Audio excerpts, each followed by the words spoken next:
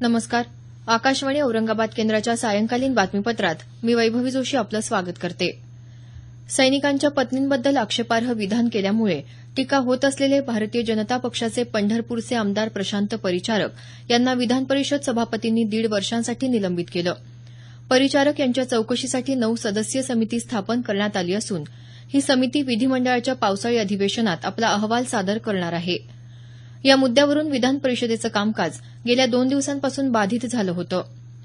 दरम्यान माहिती तंत्रज्ञान क्षेत्रात काम करणाऱ्या महिलांच्या सुरक्षेविषयी उपाययोजना करण्यासाठी विधिमंडळाच्या महिला सदस्य आणि 3 महिला पोलीस अधिकाऱ्यांची समिती नेमली जाईल, अशी माहिती गृहराज्यमंत्री दीपक केसरकर यांनी विधान परिषदेत दिली.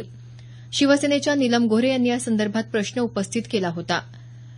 शेतकरी कर्जमाफीच्या मुद्द्यावरून विरोधक आक्रमक झाल्यानं विधान परिषदेचं कामकाज आज आधी 15 मिनिटांसाठी आणि नंतर दिवसभरासाठी तहकूब करण्यात आलं.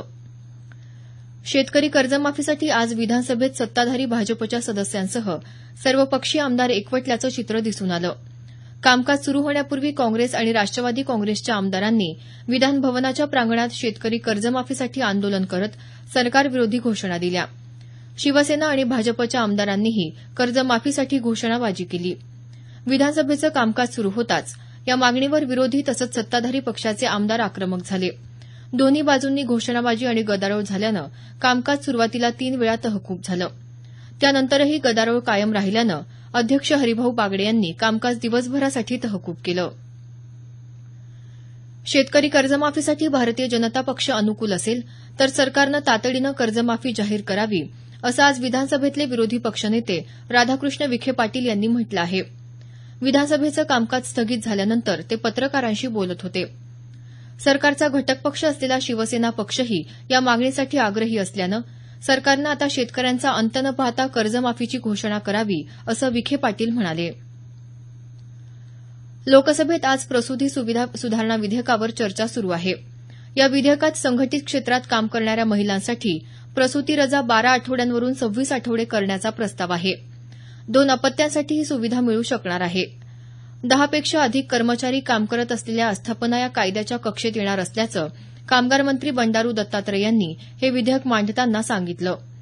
या चर्चेत महाराष्ट्रातून भाजप खासदार डॉ प्रीतम मुंडे, राष्ट्रवादी काँग्रेसच्या खासदार सुप्रिया सुळे, शिवसेनेचे खासदार अरविंद सावंत यांनी सहभागी होऊन आपली मतं मांडली.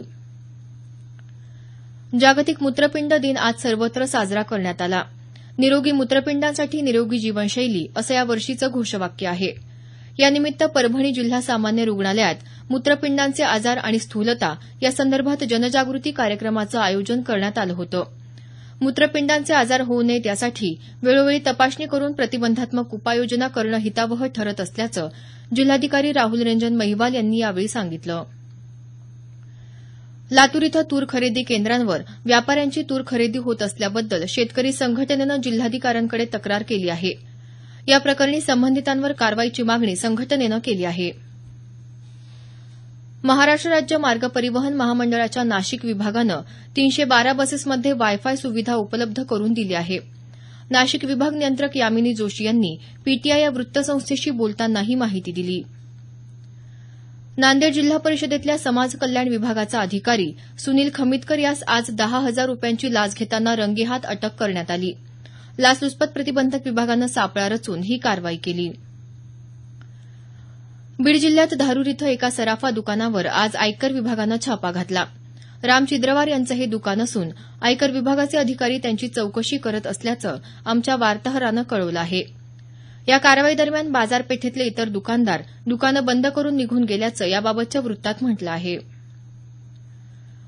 औरंगाबाद इथल्या शासकीय वैद्यकीय महाविद्यालय आणि रुग्णालय घाटीचा बाह्य रुग्ण विभाग 12 मार्चला रविवारी सुरू राहणार आहे.